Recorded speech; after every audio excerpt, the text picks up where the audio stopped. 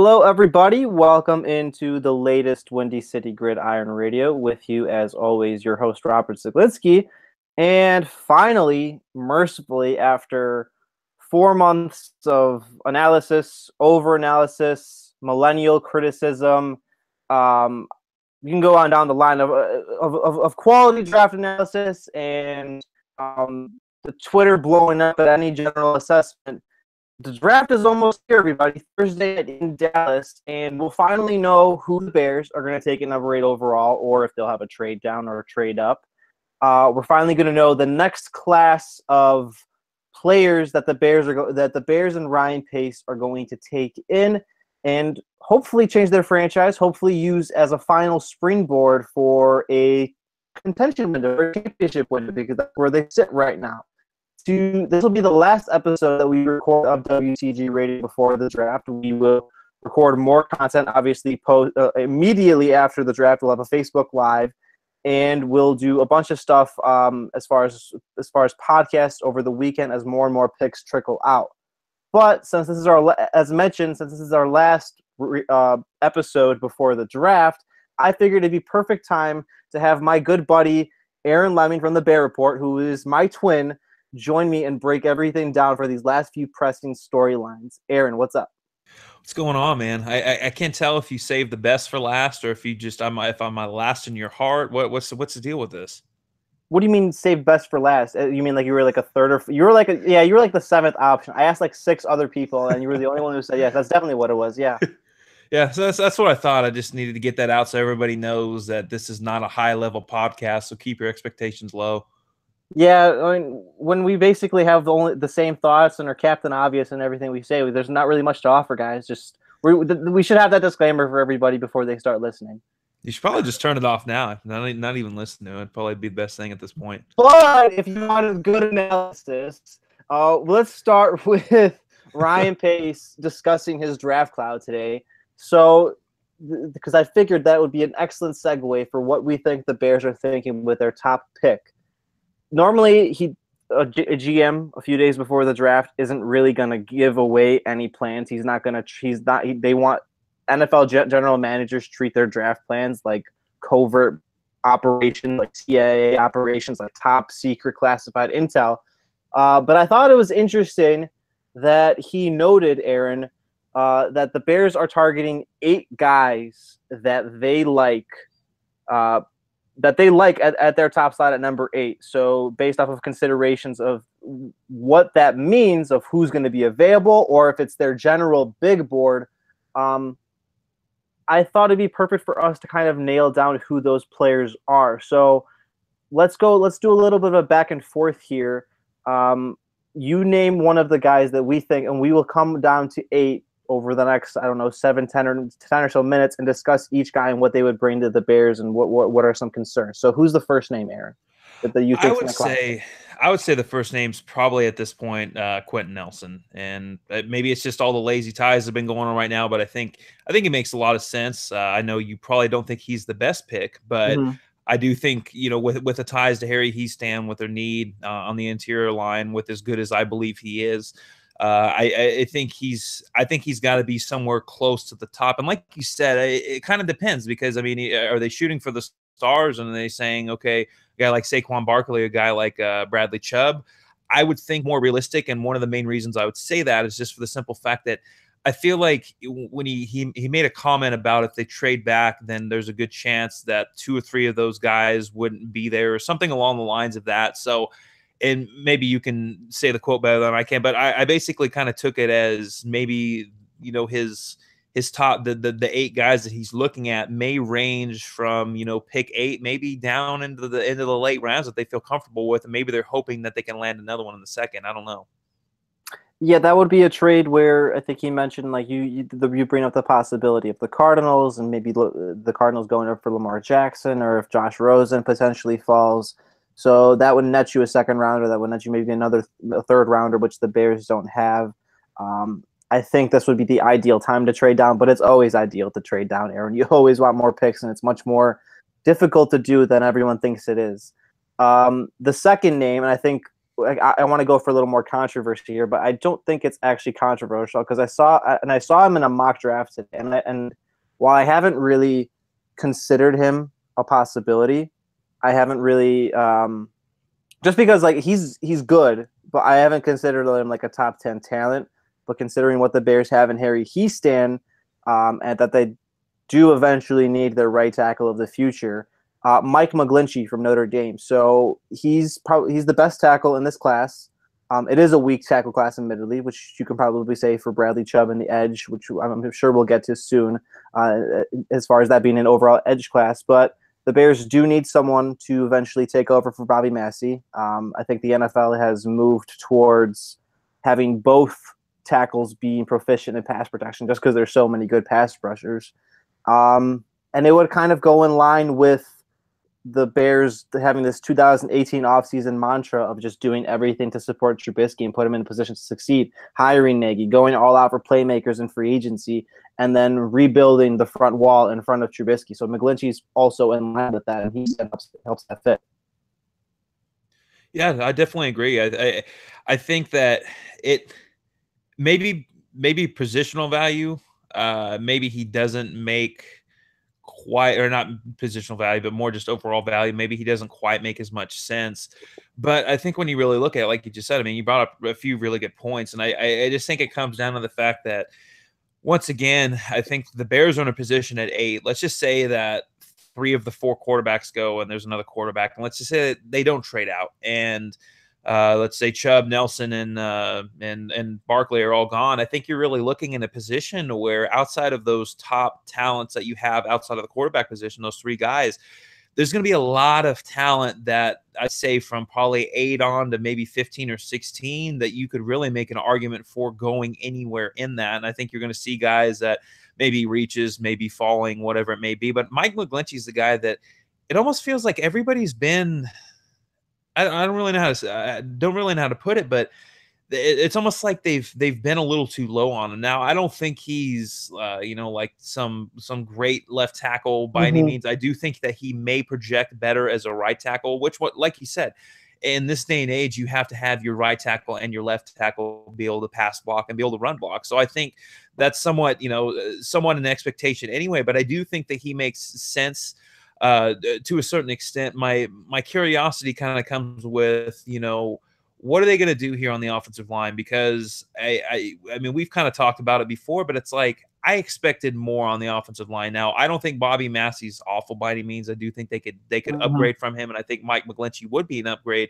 But at this point in time, do you go with somebody like a McGlinchey at tackle, or do you put your focus more on the guard situation? Maybe not in the first round, maybe the second, maybe the fourth, whatever it may be. But you're talking about a limited number of picks, and you're talking about it seems like a decent amount of holes still. I think the Bears are definitely a better team than they were last year, but at the same time, with the Meredith situation, I think you've just opened up a brand new hole that really wasn't there to begin with. And I wouldn't say Mike McGlinchey's a luxury pick by any means, but I do think that they could use those resources in better positions, which is one of my main arguments for, let's just say, Saquon Barkley falls to 8. I don't think the Bears are really in a position to where they should take him. Obviously, we may get to that a little bit later, but I almost kind of wonder if tackle is one of those positions where maybe you want to draft a little bit later on and say, okay, we're going to take a chance developing a guy like a Brandon Parker or somewhere along the lines in the 4th or 5th round, Alex Kappa, somebody like that, versus taking somebody this high who may not be the best player available. Who's another of those top names that you think's in the draft cloud, Aaron? Aside from McGlinchey, so we have Nelson and McGlinchey so far. So I think, and this is somebody who's really grown on me lately, is Roquan Smith. I still have him. The popular pick for a lot of people right now. Yeah. Yeah, it's interesting. And the one thing I will say, speaking of popular pick, and it's one thing for Bears fans to kind of keep in mind outside of last year, is the fact that usually Mel Kiper is right on his draft day mock draft that he does. He usually has the Bears pick, so that'll be interesting. But yeah, I think Roquan Smith is one of those guys that he reminds me a little bit of Patrick Willis. I mean, obviously that's very, very high expectations, but I think he's one of those guys that if you take him, he's going to be at least good. Now, obviously, I know you're more of a Tremaine Edmonds guy, and I think he could make some sense as well. But I think when you look at inside linebacker right now, it's one of those positions where I don't think it's quite a luxury pick, just because you have a situation where Danny Trevathan and Nick Kwiatkowski have not played a full year. Nick Kwiatkowski has started a handful of games, so he's one of those guys that he may be an okay starter. Maybe he's even good. I like Nick Kwiatkowski, but I also think he's a player that, like we've talked about before, and like Montel said, I mean, he's kind of one of those guys that maybe if you take the right guy to inside linebacker, could really help improve that defense. And I think the defense has done a decent job in keeping some of the guys, Kyle Fuller, Prince Amukamara, but I do think that they kind of need somewhat of a talent injection earlier on in this draft, especially with what they didn't do in free agency. And as much as I'd like to see him go edge rusher at that position, I think inside linebacker could make some sense and could have a bigger impact than people think it may.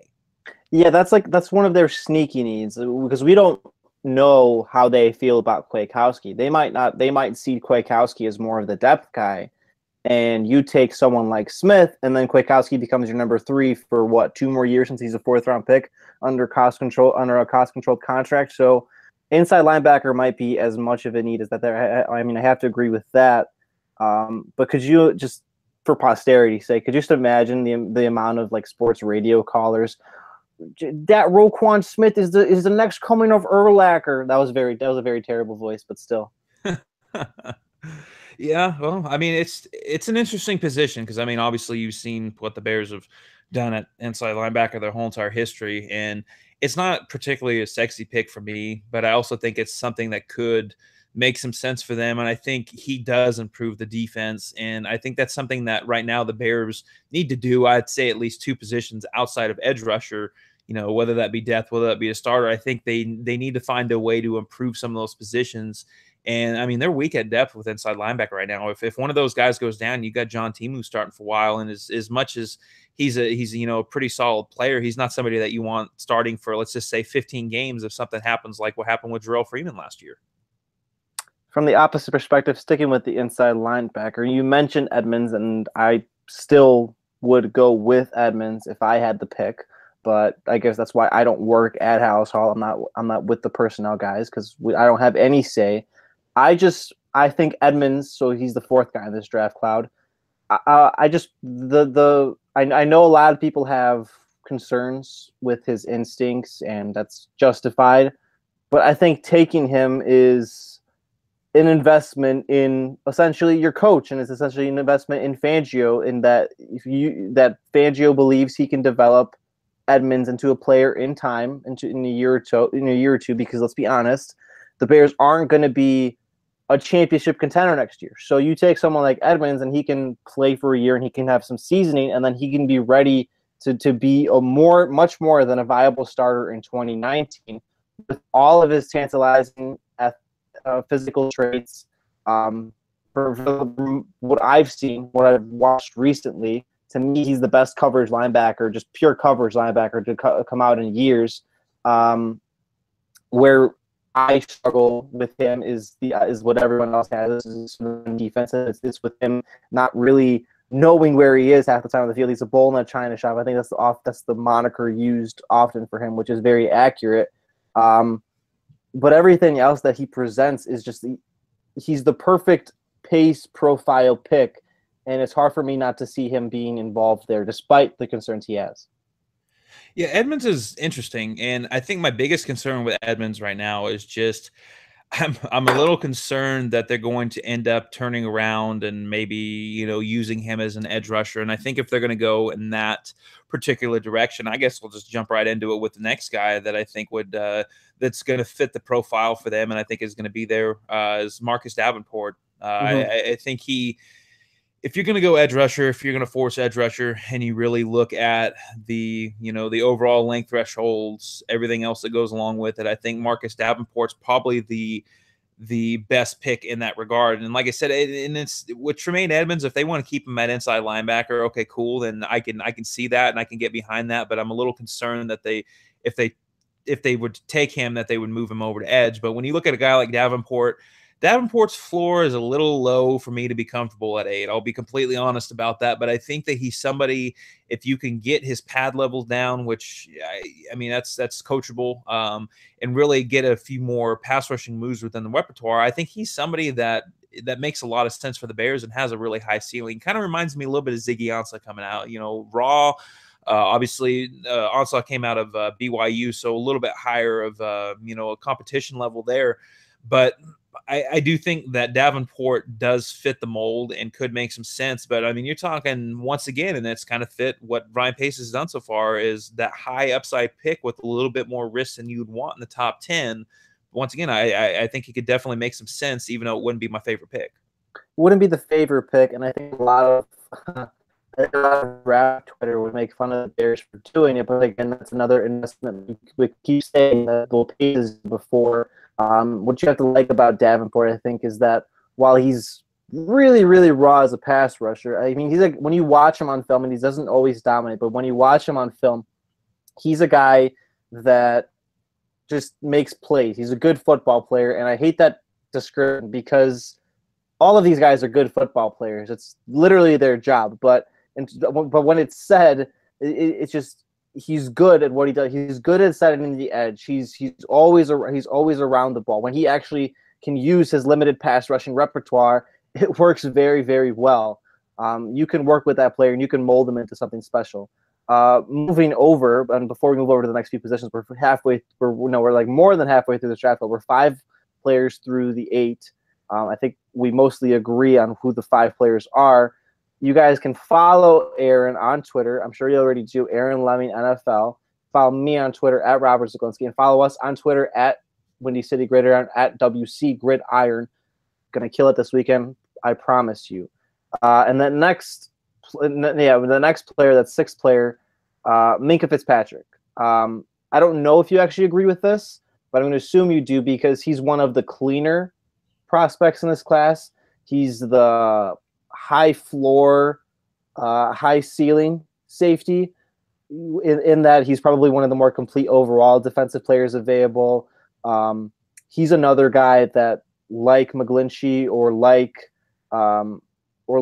even like Barkley, for example, who I'm not sure if he'll be there towards the end in our discussion, in that you see Eddie Jackson and you see Adrian Amos. The Bears don't necessarily need a safety, but you take him, and he's a clear upgrade over Amos. He's a guy that can play all over your defense. He's compared to Charles Woodson for a reason because he plays a lot of the slot. Maybe you play him at strong safety or deep high, even though he didn't really do that much in college. And he's just a playmaker. With the Bears still, from my point of view, they still lack on the back end.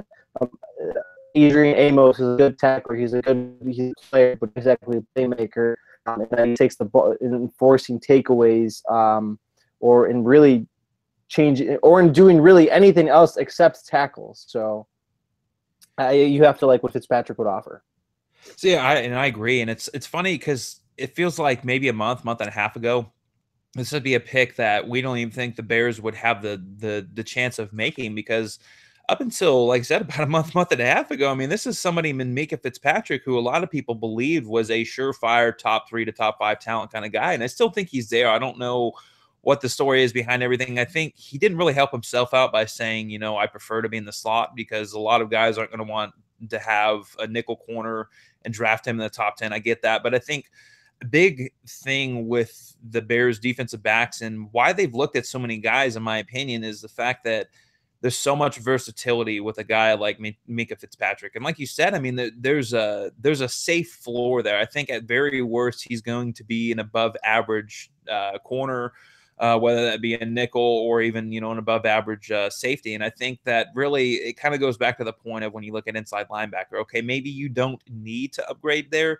but I think you can also add somebody there that helps either, with depth, pushing a guy back with depth or whatever it may be. And I think it can make some sense. And I think in this type of situation with a guy like Fitzpatrick, I think the loser would be Bryce Callahan. And once again, but we're talking about, you talk about Nick Kwiatkowski and you talk about Bryce Callahan. When Bryce Callahan has been healthy, he has been good. but when healthy, that's the thing. Every year he's missed a certain amount of games. They put a low round tender on him.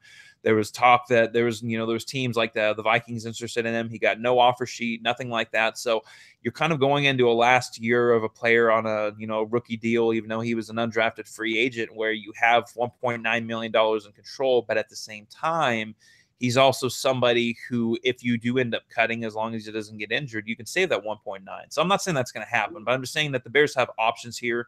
And it's interesting that you picked Fitzpatrick, because I think another guy that makes a lot of sense is Derwin James. And I won't lie, I'm not as high on Derwin James as some people are. I think he's a physical freak. I think he checks a lot of boxes when you look at him, but I think he's more of a more bark than bite type of player. I don't think he quite plays as physical as his stature would look. With that being said, this is once again somebody who could fit the profile of somebody that Pace would absolutely love. He's a physical freak, tested really well, measurables, everything like that, checks a lot of boxes. He's also somebody that can provide versatility. The fact that he can play corner, he can play inside at nickel, he can play strong safety or free safety. So I know some people are probably sitting here like, why you guys continue to talk about defensive backs?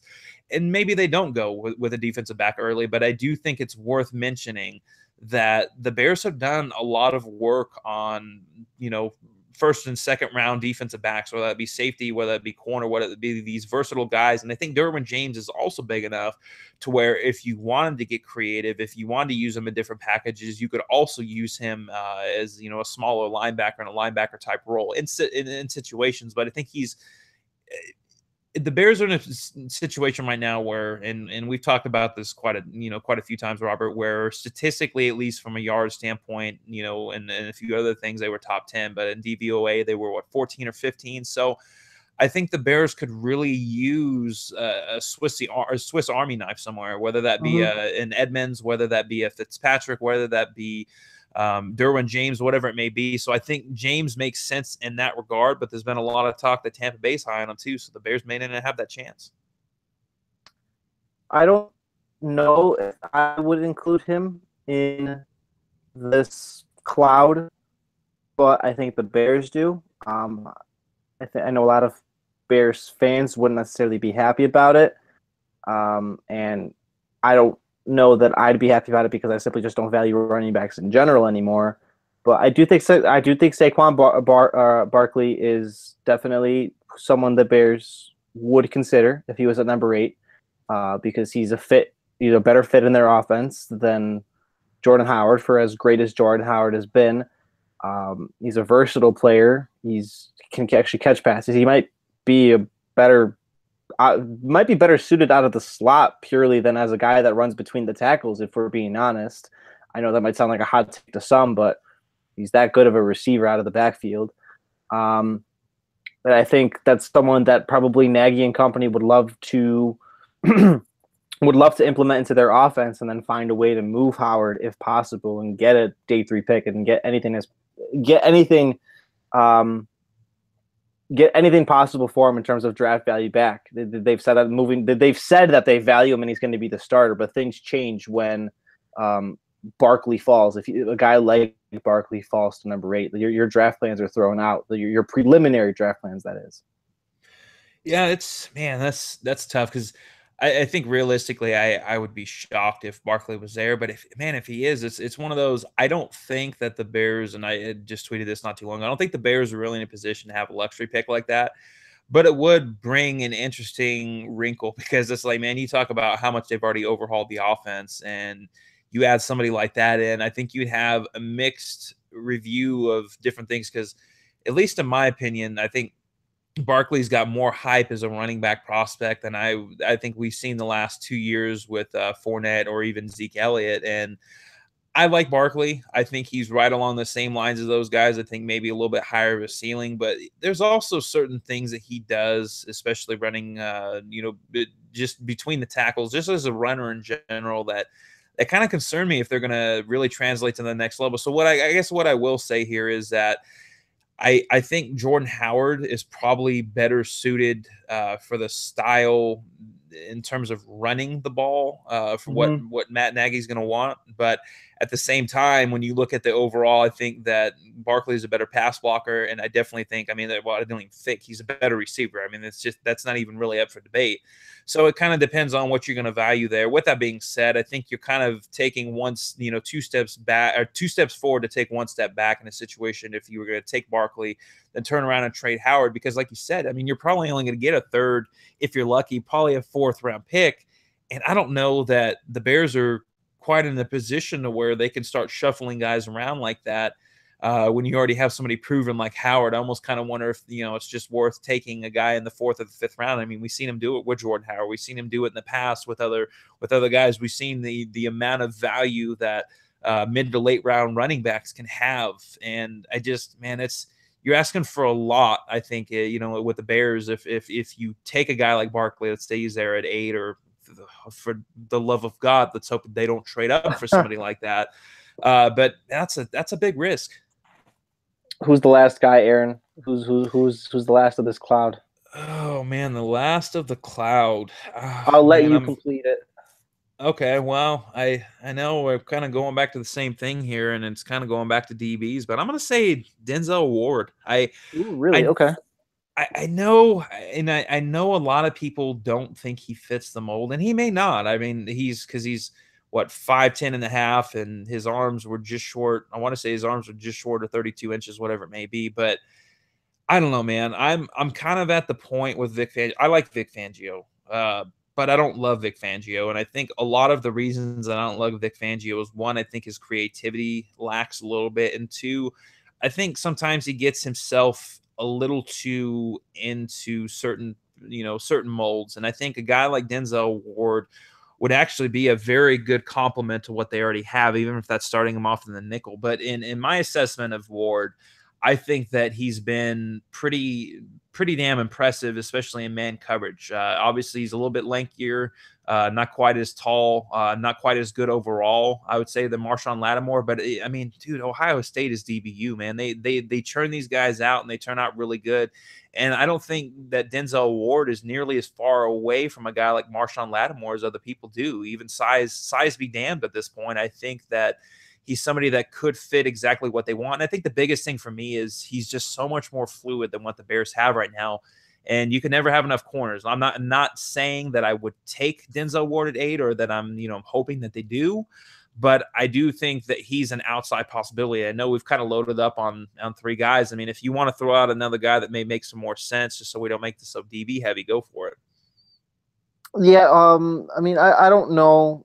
I guess we'll make this a fluid 8 to 9 cloud, but I also would also consider maybe not likely, but Harold Landry, I think. And this will go into the next part of our conversation, but he's a guy that I know some people are concerned that he's probably a one-trick pony, that he's really only good at edge rushing, that he doesn't always come with the best effort. But this is a team that needs someone like that, and it's at their most important position. And while Ryan Pace passed on a guy like him a few years back and Vic Beasley in favor of Kevin White, this time around the roster is a little more complete. It's a little more together. It's mostly finished. And someone like a Beasley, in this case Landry, fits more in line with that. 6'2", 250, just a pure speed rusher, and he'd be the ideal partner for Floyd. But I think overall we can settle on this cloud of Nelson, McGlinchey, Fitzpatrick, James, Edmonds, Smith, Ward, Davenport, Barkley, and then maybe a Landry on the outside, but I have my doubts about that. So as I mentioned, Aaron, do you think that there's a possibility, and I wrote about this today, that, and this is a discussion we've actually had in the past as well privately, that potentially the pace profile that's often been discussed, that's thrown out the window this year because he has his handpicked coach in place. He has his franchise quarterback. Most of his defense is finished. And with the right moves, the Bears could be competing. I mean, I don't think it's going to happen, but they could be competing this year, or they could be a contender in 2019. So do you think that they stray away, that there's a possibility they stray away from the pace profile and take a guy with a lower ceiling but is ready to be a stud right away? I could see it. I just don't know when you really look at the profile, especially in the first round, of who they're going to be looking at. I mean, who do you think fits that? Because at least off the top of my head, really the only one that seems safe, but I still think he has a pretty decently high ceiling would be somebody like Quentin Nelson. I mean, who fits that profile for you? They've got Roquan Smith as a safe player. I know that's not someone everyone will be enamored with, but he's definitely a safe player. I think Mika Fitzpatrick is a safe player, even though he's not. The first two guys are at actual positions of need, but so is Fitzpatrick. Those guys are probably the three safest players in the draft based off of what they offer. I mean, they're like, especially in direct contrast to the 3 first-rounders that the Bears have had with White, Floyd, and Trubisky. All those guys were raw. All those guys had a lot of question marks with high ceilings. Floyd and Trubisky still might reach theirs. White won't. But guys like Smith and Fitzpatrick and Nelson are like I think those guys are the safest in the draft, and the Bears will probably have the opportunity at 2 of them. Yeah, I guess that would make sense. I guess when you say is safe, because when I look at safe and maybe there's no such thing as a safe prospect in the draft, but I mean like in general, someone that's probably gonna at least be decent or solid.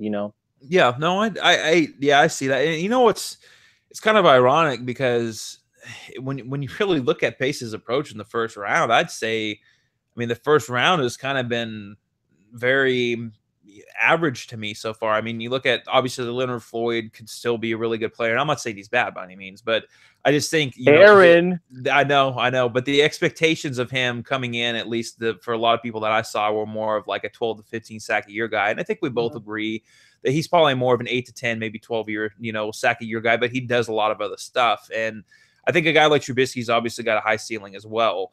But I think when you look at what's going on, I mean, they have it at least to this point, and I think they will with the draft picks that they already have. But at least at this point, they don't have that budding superstar ready to go. I hope Trubisky's that, and if Floyd somehow stays healthy and breaks out, that'd be great as well. But the risky approach hasn't particularly paid off on the high side yet. So maybe flipping the script and saying, okay, we're going to go with somebody with a little bit safer of a floor with still a decently high ceiling. Maybe that works out better for them. I don't know. So you're saying it's not even necessarily based off of what they have in place to the roster. It's just basically trying something new in general because it hasn't worked well for them. Is that what I'm understanding? Yeah, I mean, pretty much. I mean, I think they're in a better position in terms of the roster, but I do think they could still stand to, add more talent and upgrade in different positions. So, but I do think it's kind of getting the point with the first round picks where maybe they could play it a little bit safer and maybe it'd work out a little bit better in the long run for them. You can follow Aaron on Twitter at Aaron Leming NFL. Follow me on Twitter at Robert Zaglinski, and follow us on Twitter at WC Gridiron.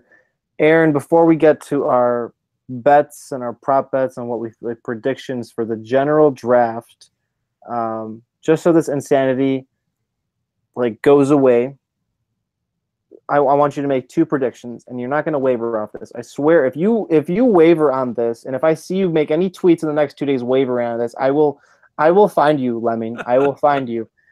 I want you to make. Okay, so in the case you're going to make a pick for the Bears if they stay at number 8.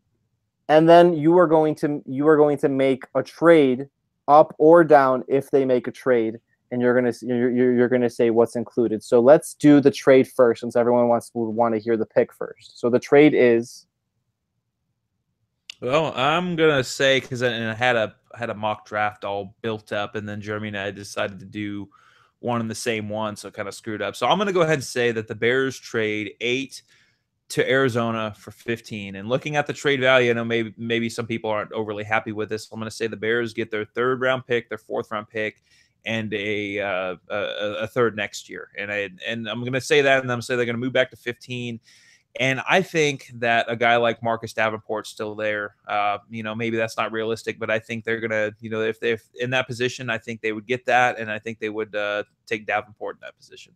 So I assume the Cardinals are trading for Lamar Jackson, or is this for Josh Rosen? It's a quarterback, right? Which quarterback is this? Yeah, I'm going to project Josh Rosen. I think Josh Rosen is going to fall a little bit, and I think that the Bears are going to be in a position at 8. I think this is somewhat realistic. I really do, to where there's going to be a team that feels like they have the right coaching in place or the right situation in place to where they would want Rosen. And personally, Rosen's my top quarterback in this class anyway, so.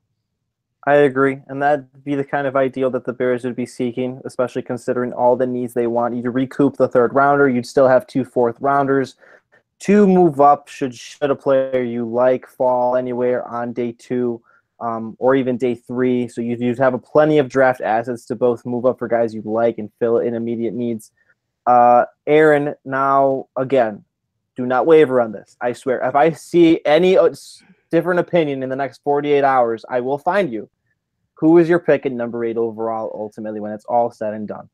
I'm going to say Quentin Nelson. I've kind of gone back and forth between that and Roquan Smith in terms of what I think will happen. But I'm going to stick with Quentin Nelson. I'm going to say that somehow he's going to fall. They're going to pick him. I'm going to love it, and that's going to be the end of it. I can't really disagree with that. I love Edmonds, but I think it will be Nelson, and I think most of me saying recently, I don't think Nelson will fall is actually ludicrous, because it seems more and more likely that he is going to fall based off of what the league insiders, I'm doing air quotes, have talked about in the recent days.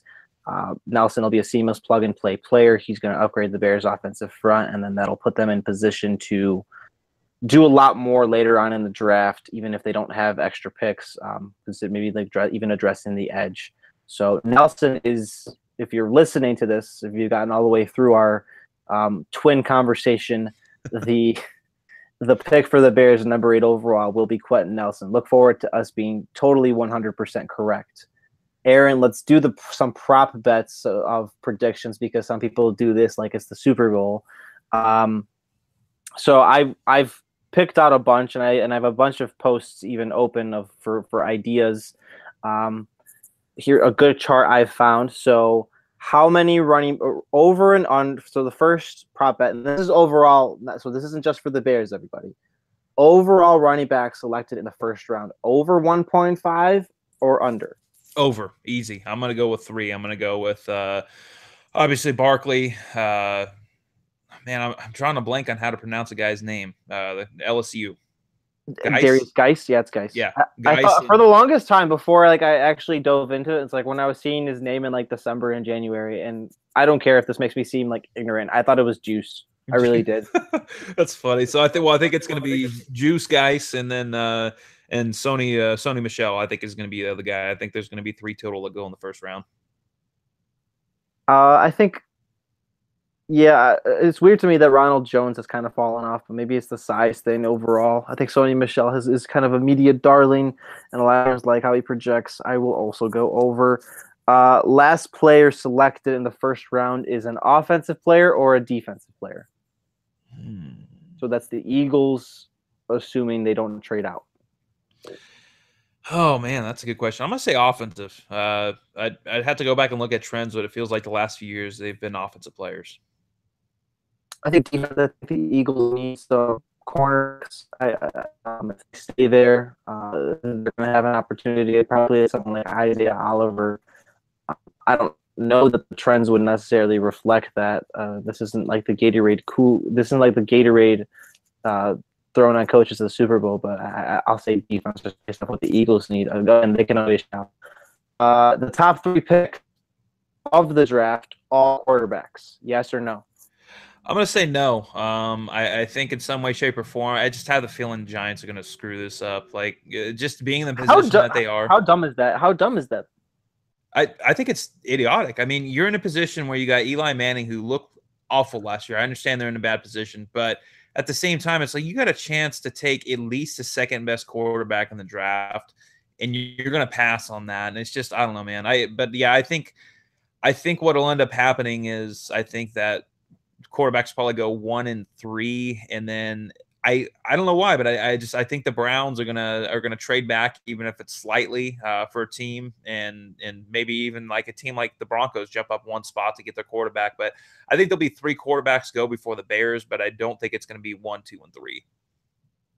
I think a lot of what the Giants, because there's no way a team could be this stupid, but NFL teams have proven to do this before, to do these kinds of things before. But I do think the Giants are trying to posture or something for someone to trade up to number 2, even though the opportunity might be lost, and they'll actually end up taking a quarterback. So I do actually think the top 3 will all be quarterbacks, but the 4th guy will not be. I think the Browns will stay there and take someone on defense. Calvin Ridley. So to some, he still is wide receiver 1, but poor athletic tape and in general has had him kind of fall off the map in the last 2 months. Over and under his selection being at 19.5 overall. So I would say under. So I think under is past 19, right? So under is past, over is before. No, wait. Over is past, under is before. Okay. I'm going to say over. I think it's going to be over 20. I don't know. I just don't. I think receivers as a whole right now is kind of one of those. I think it's going to be subjective versus what team, but it honestly wouldn't surprise me if both DJ Moore and Cortland Sutton went before Ridley. Do you think he's the 3rd wide receiver off the board? Yeah, I think that's going to be the case. I have him in front of Cortland Sutton on my board personally, but at the same time, I can also see why he would go. He's. It's not that he's bad. I mean, he's not bad by any means, but it's just one of those things. Like he's athletically, he's very ordinary, and I think in a lot of ways that he profiles more like as a ceiling as a number 2, which really his floor is probably a low end number 2. So I think he's going to be a good player, but I also don't think that's the kind of guy that you take at the top 20. I was looking. Selected first, Josh Rosen or Saquon Barkley. So who's picked first in the draft? Not like first overall. I meant like first. Yeah, okay, Barkley. Yeah, Barkley, easy. I like I said, I think Josh Rosen's going to fall a little bit, and I think teams are making massive mistakes by doing that. Fitzpatrick or James selected first? Make Fitzpatrick or Derwin James. That's a good one. Man, that's tough. What do you think on that one?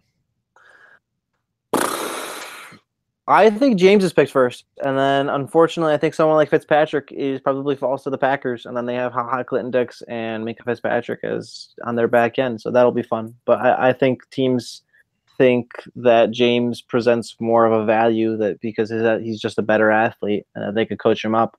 Hopefully, he goes to a good defensive coach, but I think James will go first.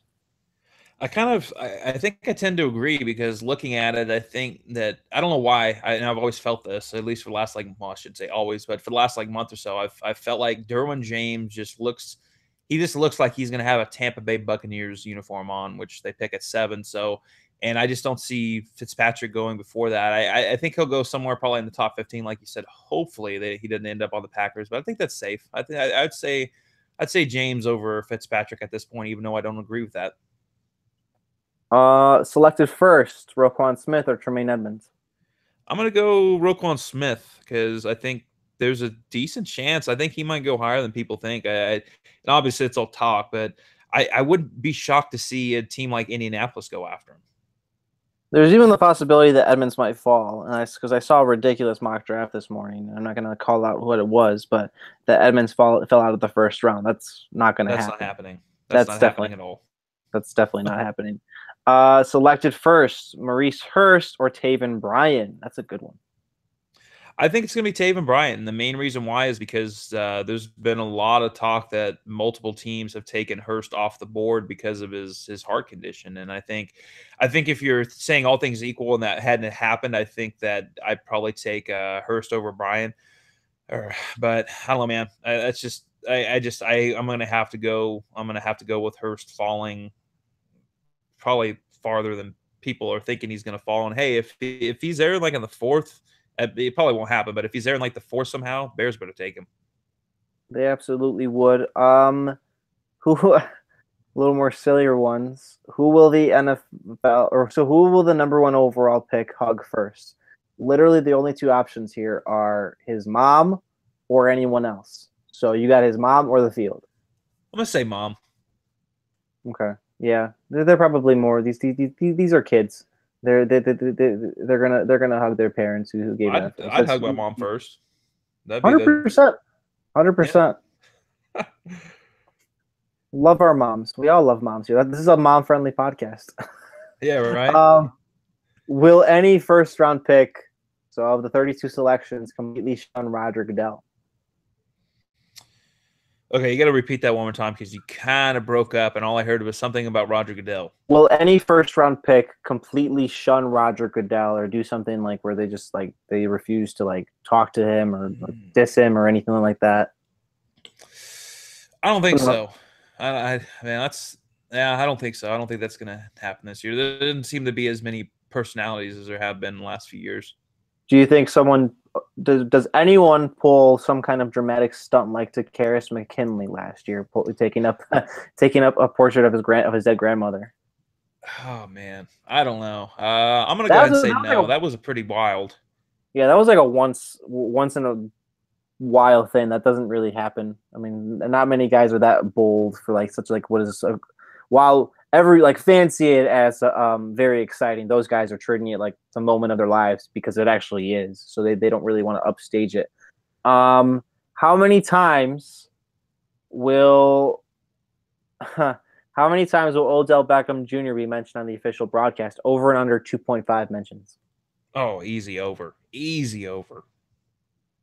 Yeah, I think this is being broadcast on 3 networks, so you have to consider that ESPN or NFL Network might be playing that trade thing a lot, even though it's really not going to happen. I mean, you had last year Richard Sherman being mentioned as a possibility before the draft, so that he was the name they relied on, and they talked about him a plenty. So it'll be Odell Beckham in the first round this year. Hold on. Where does Baker Mayfield ending up in the top 3 more likely, or falling off to the Cardinals as a psychic predicted? Apparently, I'm going to go ahead and I think he's much more likely to go in the top 3 than he is falling all the way to 15. Especially because, like I said, my feeling is that I think Josh Rosen's going to be the one that falls. I think there'll be 3 quarterbacks that go. I'd say probably top 5. I think top 5 is probably safe at this point. But there's just no way I don't even see Josh Rosen falling all the way to Arizona. I think if Arizona is going to make a move for a quarterback, they're either trading up or they're going to take Lamar Jackson at 15. So you have Josh Allen, I assume, ending up in Denver, number 5. I still think Baker Mayfield's going to end up in Denver. I don't know where I think Josh Allen's going to end up going to the Jets, and I'm going to laugh at the Jets because I think I honestly, man, I will continue to say this. I think Josh Allen, like this whole projection of what's going on with him right now, I think is the biggest joke. And ultimately, I think whoever ends up picking him in the top 5, top 10, whatever it may end up being, is they're going to be fired within the few years. I don't know. I think Josh Allen's a nice guy, but come on, man. Like every single stat out there is basically saying do not touch this guy in the first 2 rounds of the draft. And everybody, we're going to take him in the top 5. Okay, go for it. I love people bringing up stats from 40 years ago as if the game hasn't changed whatsoever and been reflected to like it's so much easier to be complete 60% of your passes in 2018 as opposed to doing the math 1978. I mean, I love how like everything's just boiled down to like such really over analysis or like guys pushing for these players that really don't deserve it. And like, I mean, again, like you said, Allen, I'm pretty sure is a good guy, but he's just doesn't seem like a good quarterback. And we can both confidently say that more than likely he's not going to be a good quarterback. That'll do it for the prop bets. We have a few questions, Aaron. So this guy. There's a really weird guy on Twitter at Wilt Fawn Jr. Lester A. Wilt Fawn. He tweets at me all the time. I don't know who he is. Favorite prospect that you are pretty sure won't get drafted for whatever reason, but you think will make an impact on the NFL roster. That's what Lester asks.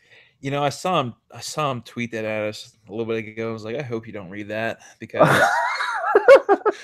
I'm just sitting there looking at my list. I'm like, dude, that is such an in-depth question that I'm just racking my brain. I mean, if you got anybody, you can give me a little bit more time, then that'd be cool. Well, I think I see the reply right under it. You're not a huge fan because he doesn't seem like the smartest prospect, but I think Antonio Callaway makes an impact in the right setting. He hasn't proven to have the best decision making regarding anything in his football career or his life. But if he's, I mean, realistically, he'd be a fit for someone that normally takes those risks. I'm thinking the Bengals, for example, where he will do something tangible, at least for a bit. Because for me, I thought you would have it. So if we're both being honest, I haven't really looked at undrafted free agents yet. That's something more that comes after the first few rounds start playing out, and you can start projecting that. Yeah, no, I agree. I guess if there's one guy that I do like that I think is going to be a little bit of a project that could end up being a pretty good player later on is going to be Joel Lanning, former quarterback out of Ohio or Iowa State. And I think he's somebody that it's going to take a little bit of time, but just watching him, and I'm an Oklahoma fan, so I watch a pretty decent amount of Big 12 football. And he's just somebody, man, you watch him and he's got something about him that I feel like if there's anybody that you want to bet against, it's probably not him. And like I said, he may sit on the practice squad for a year or so, but I do think that he's going to end up being a player that can actually, have some sort of impact. And he may be one of those really cool stories down the line, a quarterback that transitioned over to linebacker that really had to work his way up. So if there's anybody that I'm going to take out of this that I actually like, because I don't like Antonio Callaway, then I'm going to go ahead and say that it would be Joel Lanning. I have a few under the Ask WCG hashtag as well, but Chaz Robertson. So he's also, I think I'm pretty sure he's a loyal listener, reader, and follower of both of us on Twitter and in general. He's a good dude. He's a good dude. He asks, how happy would you be with Marcus Davenport in the first round and Bayshawn? I'm sorry, Freudian slip. Deshaun Hamilton in the second round. Well, I think with both of those guys, at least in my opinion, both of those are a little bit of a reach, especially Hamilton. I've got borderline fourth round, maybe a third round grade on him right now. But I do think, I think he's on the right track. And granted, I could be completely wrong on Hamilton. I think that I wouldn't be happy with Davenport at 8, but I wouldn't be overly upset because, like I said, he's got a lot of qualities to him to where I think that he's probably going to be a pretty good player, and the Bears have the right coaching staff to go about that. But in terms of Hamilton in the second round, I wouldn't be overly happy. I think a guy like Christian Kirk or James Washington, even Anthony Miller, I think makes more sense. And another guy that I would take that I have a third round grade on before I would take Hamilton would be Michael Gallup as well. Michael Gallup from Colorado State. Yeah, excellent option there. I mocked him actually in the mock I did last week in that stupid crazy Patriots trade I did, and people were so mad that I would write about a trade in a mock draft. It's a mock draft. It's more of an exercise of just playing around with interesting things as opposed to, okay, I'm just going to put Nelson in 1.0 and I'm going to put Nelson in 2.0 and I'm going to put Nelson in 3.0. That's not the point of these guys. I'm not necessarily mad about it, but I am a little annoyed, just so you know. That should just about wrap up this episode of Windy City Gridiron Radio. You heard our pick. We think it'll be Quentin Nelson from Notre Dame. And if the Bears do trade, I also agree with Aaron that it's the most likely partners with the Cardinals at 15, who are probably seeking a franchise quarterback to build with new head coach Steve Wilks. So look forward to us being totally incorrect and Ryan Pace again pulling some kind of hijinks or pulling out the rug from everybody on Thursday night. With that in mind, you can follow Aaron on Twitter at Aaron Leming NFL. Does great work, offers great insight anywhere he offers his voice. Follow me on Twitter at Robert Zaglinski, and follow us on Twitter at WC Gridiron. We'll have a lot of great draft coverage with you over the coming days. You don't want to miss a bit. Until then, stay classy.